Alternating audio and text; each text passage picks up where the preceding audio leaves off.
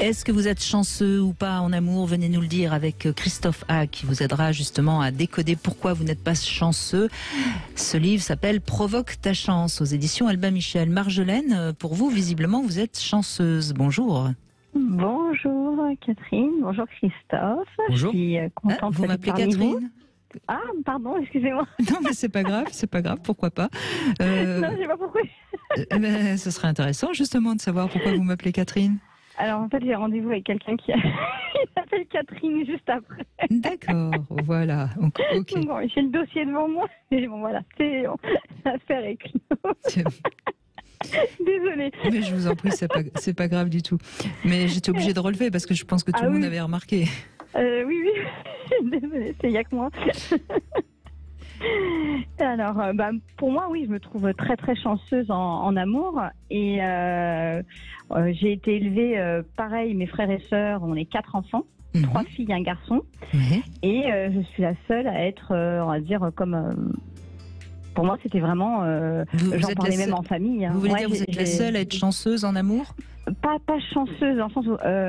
à aimer l'amour, voilà. J'ai aimé avoir beaucoup de conquêtes, beaucoup de relations. Voilà, j'ai toujours adoré le côté D'accord, vous êtes démonstration. Vous êtes ouverte à l'amour, à la sexualité, ce qui est déjà un bon signe pour être chanceuse, je suppose, Christophe. Ça, c'est un premier signe qui est essentiel. Moi, j'appelle ça des yes men ou yes women. Donc des personnes qui disent à un moment oui. Qui laisse ouvert le champ des possibles. Moi, je vous donne juste une petite anecdote. Dans mon quotidien, j'ai 52 dates au hasard, donc une date par semaine, cochée dans l'agenda, où en fait, quand on vient me contacter, soit pour, je sais pas, une demande de conférence, d'interview, de ceci, cela, je dis oui. Mes enfants me posent une question à ce moment-là, ou veulent faire une activité, c'est oui. Et c'est une fois par semaine. Et je peux vous assurer que quand vous êtes dans cette posture, c'est un film célèbre de l'époque, Yes Man, mais quand vous êtes dans cette posture de vous autoriser à dire ok, à ouvrir la porte, il y a plein de choses presque magiques en fait qui s'opèrent. En tout cas, c'est exactement ça pour moi et dans tous les domaines, hein. Dans l'amour aussi, mais dans tous les domaines, hein, même professionnel. Quand on a décidé qu'on y arriverait, on y arrive en fait. On se donne les moyens, on met en œuvre. Peut-être on fait plus d'efforts que d'autres, mais on sait qu'on va y arriver parce qu'on a un but. Et en amour, moi j'ai toujours voulu recevoir de l'amour en fait. Étant donné qu'on était 4 enfants, il n'y avait pas d'amour pour tout le monde, ou peut-être pas autant, et qu'on aurait voulu en avoir pour moi, pour un enfant seul, unique. Et du coup, j'ai toujours créé ce besoin d'amour en fait. J'ai besoin d'être aimée. Oui, mais peut-être que vous avez quand même été suffisamment aimé par vos parents. Enfin, vous êtes dans votre fratrie, vous êtes arrivé à quel moment? La deuxième. Et on avait 14 mois d'écart. Alors, la deuxième, c'est la position la plus délicate et la plus difficile, oui. C'est vrai. Oui. Et en fait, j'étais très... dès le début, en fait, j'ai montré que j'avais besoin d'être aimée parce que j'ai fait de l'anorexie à l'âge de 6 mois. Donc, et je suçais mon pouce aussi, donc ça prouvait aussi que j'avais besoin de quelque chose. J'avais tout de suite, dès le début, j'ai montré qu'il fallait s'occuper de moi. Vous arrivez, votre frère ou votre sœur, je sais pas, est encore... Ma grande sœur, votre grande sœur est encore très bébé, donc oui. Et puis ensuite, vous êtes à peine, on s'occupe à peine de vous qu'il y a quelqu'un d'autre qui arrive, et vous avez sans doute, en effet, eu la sensation que vous étiez passé un peu à la trappe, et donc vous avez eu envie de vous rattraper. Mais vous vous êtes rattrapé d'une manière très positive, et c'est ce qui fait que ça vous apporte de la chance, je suppose. Oui, dans tout ce que j'ai touché, même avec les négatifs que j'ai eu dans ma vie, j'ai voulu. Alors, j'étais vraiment nulle à l'école parce que c'était pas mon truc. Hein. Il y a des gens qui ont des facilités, il y en a d'autres qui en ont moins. Donc, j'avais pas de facilité. Même si je me mettais devant le prof, j'entendais rien, je comprenais rien. C'était pas du tout mon langage. J'étais plus dans le manuel, dans tout ce qui était j'allais créatif, tout ça. Et je me suis lancée dans la danse. Donc j'ai été professionnelle pendant 20 ans. Donc j'étais danseuse. Et dans la danse, au début de ma carrière, j'ai eu un accident. C'était une fracture de fatigue. Donc c'est une fracture, c'est comme ça, on l'appelle, hein, fracture de fatigue. Oui, je vois très bien, oui. Et en fait, c'est un livre de Monsieur Odoul qui m'a aidée. Et du coup, après, tout a été positif pour moi. Parce qu'en fait, oui, vous avez donné du sens. Vous avez donné du sens oui. à votre accident. Complètement. Et donc, du coup, vous avez pu repartir, rebondir. Ce que vous dites aussi dans votre livre, Christophe, hein, c'est que parfois un drame peut nous aider à encore mieux connaître notre destin. Non, c'est vraiment moi, et même en amour. Donc, je me suis laissé la chance d'être célibataire pendant 10 ans.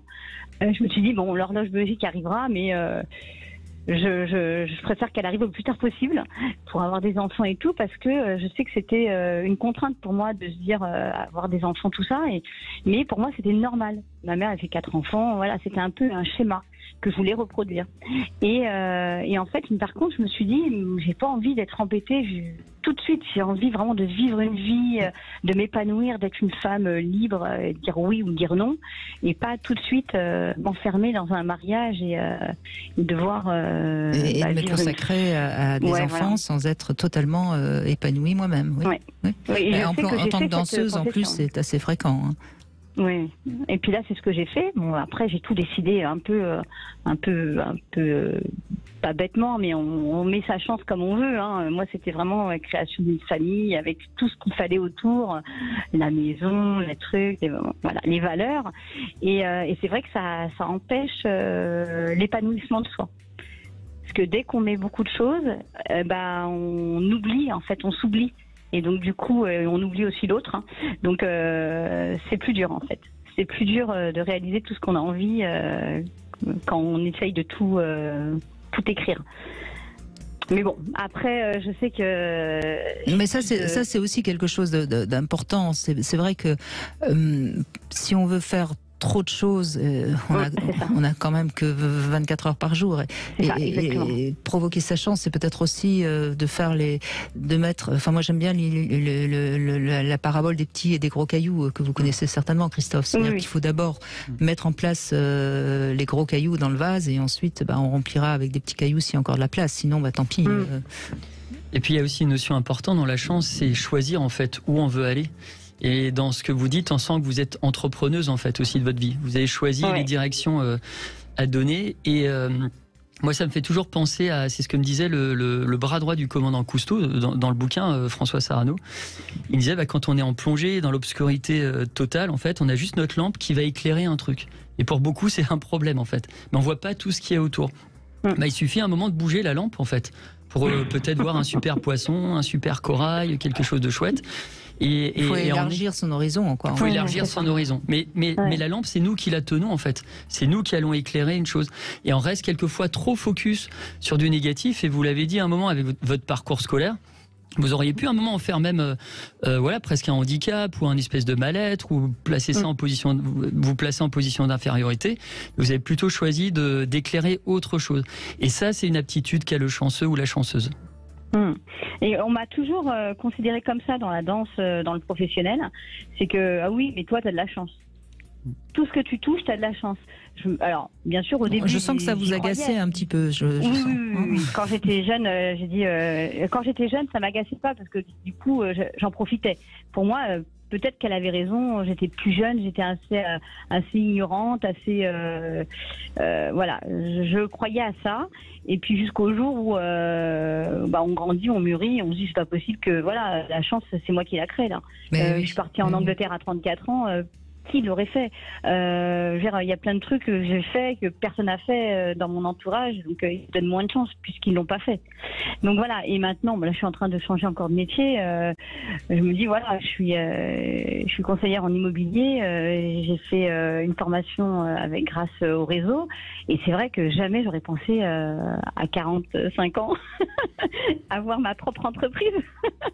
Et donc voilà, je pars. Oui, mais vous osez. Vous osez changer de cap, vous osez et ça marche parce que vous y croyez quoi. Oui, puis quand on est dans votre posture-là, en fait, on est auteur, interprète, compositeur de sa vie. Donc effectivement, on se doit une bonne partie de ce succès, comme vous dites. Donc effectivement, ça peut des fois un peu agacer quand on croit que c'est juste la bonne étoile ou que c'est quelque chose, un effet magique qui nous amène tout ça. Non, vous avez bougé en fait. Et d'ailleurs, quand on dit que l'intuition repose sur l'émotion, si on prend même l'étymologie du terme émotion, c'est ex mover, mettre en mouvement. Donc c'est que quelque part, à un moment, on s'est mis en mouvement et on a suivi ce mouvement-là qui nous guidait un peu. Moi, je compare tout le temps l'intuition à une espèce de GPS intérieur.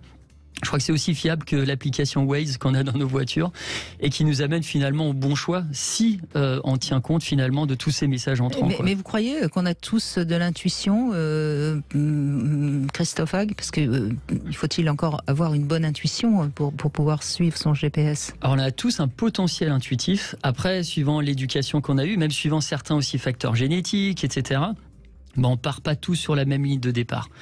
Mais on peut tous développer ce potentiel parce qu'une des plus grandes découvertes en neurosciences sociales, elle a un nom, c'est la plasticité cérébrale, la neurogénèse. Et on sait aujourd'hui que, je sais pas, en se déplaçant dans des zones un peu inconfortables, où on va un petit peu quitter son petit précaré de sécuritaire, où on ose certaines choses, eh bien, on va pouvoir alimenter tout un tas de circuits neuronaux. Même si le cerveau n'est pas un muscle, on va le dire comme ça, on va se muscler en fait d'une certaine manière d'un point de vue intuitif. Mais pour ça, à nouveau, voilà, faut franchir un petit peu 2-3 étapes. Il faut lâcher sa zone de contrôle et tout à fait. Essayer de. Et ce qu'il y a derrière, en fait, la montagne, c'est toujours quelque chose, même par rapport à un drame, par rapport à quelque chose de compliqué, c'est toujours quelque chose qui va nous faire avancer. Eh bien, merci beaucoup Marjolaine de ce témoignage. Je vous laisse rejoindre Catherine et puis nous, on va retrouver Soisic Belin dans un instant, notre Sexy News.